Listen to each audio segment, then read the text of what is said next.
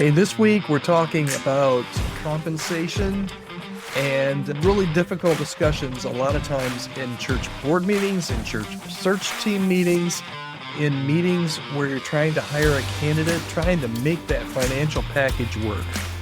And today we're going to continue to talk about this maybe from a little bit different angle, but it's something that we've covered in Monday, Tuesday, Wednesday of this week if you're a regular listener. If not, go back and listen to those. Hi there, my name's Todd Rhoades. I'm one of the co-founders over at Chemistry Staffing, and I am your host right here every weekday on the Healthy Church Staff Podcast. You're sitting in a board meeting, the conversation turns to hiring the new youth pastor, and somebody says, hey, we need somebody with at least a master's degree from seminary. And everybody's, yeah, that sounds like a great idea. Everybody nods in agreement, so it's set. And your new youth pastor, when you send out that job posting or that job opening, it's going to have in there that, hey, we want somebody with a master's degree. And then you're back in your meeting and somebody says, hey, our budget is about $35,000, and nobody sees any problem. And the same people sitting around that table who wouldn't hire a teacher without understanding the education costs in order to become a teacher just asked for $100,000 in training on a poverty level salary for a new youth pastor. And it happens all the time in church boardrooms all across the country. And it's the hidden math that your board isn't seeing. And it's not because they're trying to be cheap, but usually not because they're trying to be cheap. It's because they just don't know. They don't know that a seminary education costs $80,000 to $100,000 for that master's degree, for that MDiv. Most students, most youth pastor applicants that have been to seminary and have that MDiv or that advanced seminary degree, most of those students, even if they're just coming out of seminary, are probably, and I confirm this with candidates all the time, probably carrying 50 to 80, sometimes over $100,000 in student debt. So that means that your entry-level hire is not the same as an entry-level hire that works at the local grocery store or at Target. Your entry-level hire, that youth pastor that you want to hire, in reality already has a mortgage payment before they even get a mortgage. And that's because they're paying on student loans. $35,000 a year.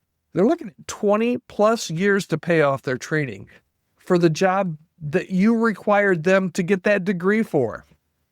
And it gets even worse because a lot of church boards think that seminary is just like any other degree. They don't realize it's professional training with zero earning potential during school.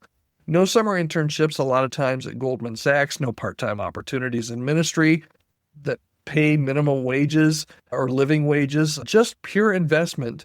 A lot of times when you're in seminary, you just can't take another job. And if you do, it's very part-time. And a lot of times you've got a wife or a husband and kids. Meanwhile, your board members probably paid off their business degrees in 5 to 10 years. That's just not the case anymore. So listen, your board isn't trying to be unfair. They genuinely really want a qualified leader. That's why they put that education requirement on.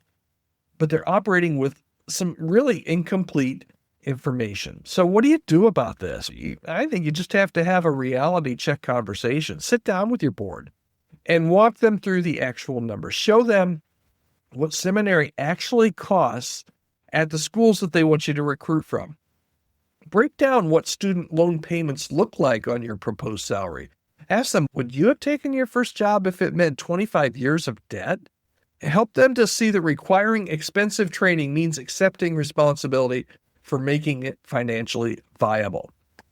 Now, this isn't about paying what you think people, this isn't about paying people what you think they're worth. It's about basic stewardship of the people that you're calling. And if you require the training, you need to make the math work, or you need to adjust your requirements. Otherwise, you're only hiring people whose parents can subsidize their ministry. So what does this do to your candidate pool? That's a great question. I'm so glad you asked that question. Because what it means in reality, and you might not like this, but you eliminate anyone who has worked their way through college if your budget is that low. You're going to lose candidates from blue-collar families. You accidentally filter for privilege, not for calling.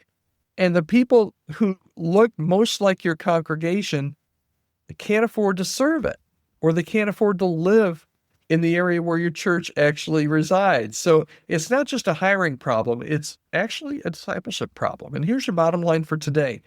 If you require seminary training, and I am not against seminary training, I am all for seminary training, but if you require seminary training for your job, you're morally obligated, I think, and biblically mandated to make the financial math work. A servant is worthy of his hire. You need to make the financial math work for the people that you're calling. And if your budget can't afford an MDiv candidate, then you need to make some adjustments to your requirements. This week, I just want you to sit down with your board treasurer and your personnel team. If you're in the midst of a hire, pull the actual cost of seminary education from 3 schools. You can do that really easily now with Google or ChatGPT. And then look at your current salary ranges. And if the math doesn't work for someone starting their career, then you need to either raise the compensation if your budget allows it. And if your budget doesn't allow it, you need to adjust your requirements. Don't keep asking people to choose between their calling and their financial future. Your board wants to do the right thing by your church and by your future staff. Sometimes they just need your help in helping connect the dots that maybe they just have never seen before. Help them see it and watch how quickly they want to help you figure out a way to solve it. That's Todd preaching today. I'll get off of my high horse here. I am now stepping down off of my high horse and inviting you that if you have any questions about compensation, about budgeting, about whether or not you should hire, about whether or not you should hire somebody with a seminary degree, or whether you should or you shouldn't, I'd love to have that conversation with you. Anything about hiring, firing, staff health, benefits, compensation. I'm your guy. Chemistry Staffing is your firm that can help you with the added resources that maybe you just don't have on your own. So we'd love to be able to have a conversation with you. Reach out to me, podcast@chemistrystaffing.com. I'd love to schedule a 30-minute Zoom call with you, absolutely no charge, and hear your story, see if there's any way that we can help. And if there is, I'd love to work with you. All right, that's it for today. Hope you'll join me right here again tomorrow on the Healthy Church Staff Podcast.